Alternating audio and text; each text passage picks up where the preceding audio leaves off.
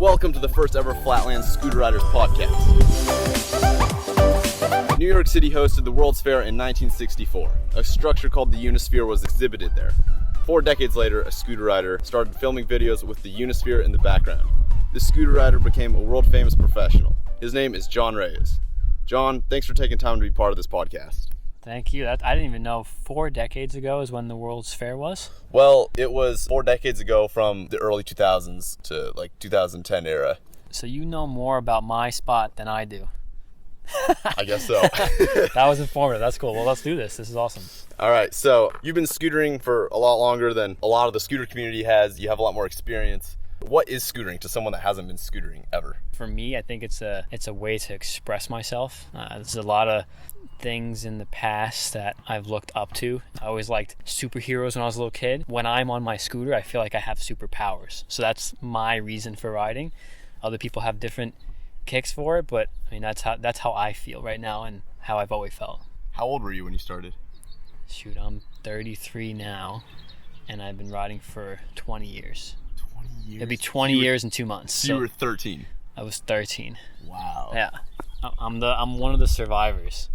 Yeah. I don't think anyone in the U.S. when they're 13 they can get a driver's license. So was transportation ever, was that part of it, or was it all just like tricks?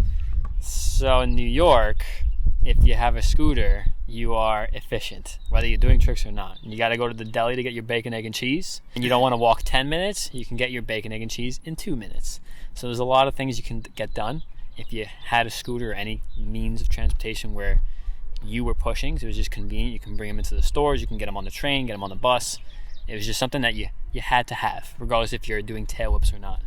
It's true, and I see a lot of times in your YouTube videos you're passing cars and stuff, so I can see how that would be more efficient. Oh in yeah, the city. I mean the taxis are going 5 to 10. We're doing 15, so it's definitely faster. Why did you pick the Globe? Why did you pick that to be the spot to film all your flat videos? So if you go and if you ride there, the background is cool, and I grew up there my whole life. I used to just hang out in that park before scooters were a thing, and they built a skate park there, but that flat area, if you've noticed, you've been there, how smooth it's granite. It basically feels like glass, and there's a slight little downhill when you're going. So anytime I wanted to learn how to balance a trick and I didn't know how to get into it, just having the downhill just helped me learn how to hold the trick and just understand tricks before I worried about getting in or getting out. So just that little downhill, the ground, the park, the energy. That place was always loaded with good people. There was always, I mean, on Sunday it's like Cinco de Mayo every single Sunday. Yeah. So you get good food. I mean, everything's popping over there, so it was cool. Is there always that? When I was there was a little truck. It was like a food truck. Is there always food trucks around? Always. Food trucks, food bikes, food motorcycles, food vans. Anybody wants to come and serve you some food, they're there. That's the spot. Here's a quote from Scooter Hut. It says, "Jon Reyes is well known for his amazing skills as a flat ground rider and can often be spotted hitting up the smooth pavements around the Unisphere in the Big Apple." So it's become your iconic spot, and now it's becoming iconic for like the whole flat scootering community. So how big do you think this scooter community can get? A community is limitless. It all depends on how people are told about Flatland and how much patience people can have. Because for flat, I think, let's say if I just started riding today and I see Jon Reyes doing a nose manual, I see who's riding street that's good. I don't know. Nick Tedrick. I see Nick Tedrick doing a back nose blunt, and then I see Cody Flom doing a 540 flare.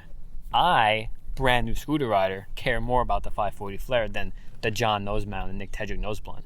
And that's because I'm a new kid. I want to learn the fancy tricks, the eye-appealing things. It's going to take time for that kid or whoever is new to try to ride, figure out like, hold on a second, that nose blunt that Nick Tedrick did, that's nuts, that's very hard. The nose manual that Jon's doing, that's also hard, just as hard as the 540 flare. Sure. But it's some people, when they first get into it, there's some tricks that are attractive to the blind eye, and I think it's just going to take time for people to actually ride, get on a scooter, and understand, and then from there, I don't know, I think it'll definitely take longer than parking streets. Yeah. They got to get a taste first. I feel like with social media, it makes it a little bit easier though, because all of a sudden the community isn't what it would be if it was an old-fashioned society where everyone has to be at the same location. Someone can be in France, another kid can be in Australia, Right. I can be in Indiana, you can be in New York, and we're all still sort of connecting on what we see each other doing. And That is the benefit. That also helps each other grow. Perfect example is Warren Up. You know Warren Up from France? Yeah. I've known him for a long time. and he never was into flat. And he was just good at manuals, he was good at tech. Same as like I was before Flatland.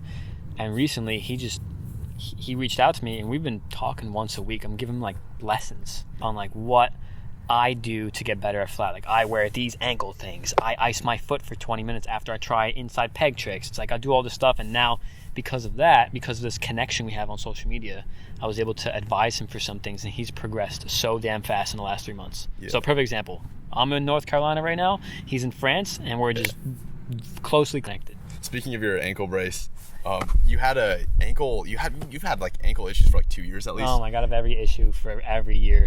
And then it's something. And then in one of your recent YouTube videos, you talked about how you had $10,000 surgery. Like you were almost literally ripped apart. You can see the little Frankenstein scar right there. Yeah, that's like a 2.5-inch scar. Little bubble piece right there too. I mean, I think my body now costs $100,000. How do these injuries and tolls make it worth it? Like honestly, I don't know. Let me tell you something. Every single time an injury has happened, there's been a positive outcome after a while, after the battle. The first time I broke my ankle a long time ago, like my right ankle, I broke this one, and I couldn't ride, and I hated nose manuals, and I couldn't do anything else but ride with this foot on the scooter. So I learned hang fives because I had no choice. From that day, I couldn't ride for 2 months. Like, what do? I couldn't do anything. I was sitting at home like, all right, I'm just gonna push around one foot. I learned wheelies and hang fives. Now I can hang five, even though I hated it. Then I broke my knee, and then from there I couldn't land hard for 4 months. So what am I gonna do? Ride flat. So every time I've gotten injured, it's just someone's just saying like, all right, stop doing the stupid stuff, stop doing flips, focus on flat. I'm gonna pin you to the floor so you can ride flat. So every injury, I've progressed greater in Flatland than as if I were just not get hurt. It's almost like I'm waiting to get hurt so I can just level up. As dumb as that sounds. I can't wait for the next injury. I can't wait to like break my arm so I can learn no-handed double kick flips. You know, it's like I don't get it, but it's worked, and I think the challenge of being injured and knowing that like you have to rehab properly to be close to 100% again. I think I was slightly addicted to that feeling.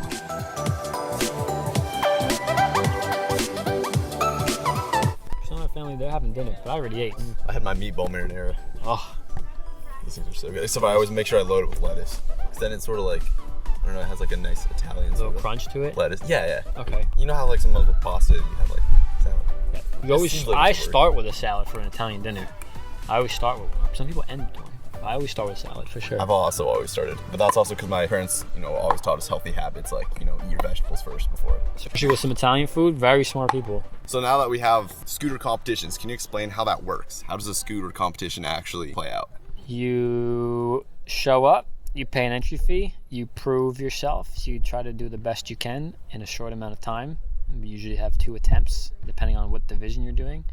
And you hopefully get rewarded based on your job. If you do very good, you get rewarded. Now, as far as Flatland and skate park and street, I think skate park is a little more suit and tie. You have like a 1-minute thing, you show up, there's qualifiers. Street, there's more jam format stuff you see now all over the world. It's more of like everybody show up, let's go to the stair set, and there's no order. It's just whoever basically can make the audience make the most noise is going to get paid. And then now Flatland this year, which is be the first official Flatland competition, there will be one in October in Arizona. Now that there's actually one that's set in date, is this the first official one, or has there been more in the past? There's been other little things. There's been one at Fees, then we've done demos at Fees. Nothing official by an official association. So ISF, which is the biggest scooter-specific competition series, is holding a Flatland competition this year in October in Arizona. What makes your scooter different than other professional scooter riders? Oh, I designed mine to land as many tricks as possible. I don't care what is cool. A lot of kids will make their scooter look cool before it can perform better.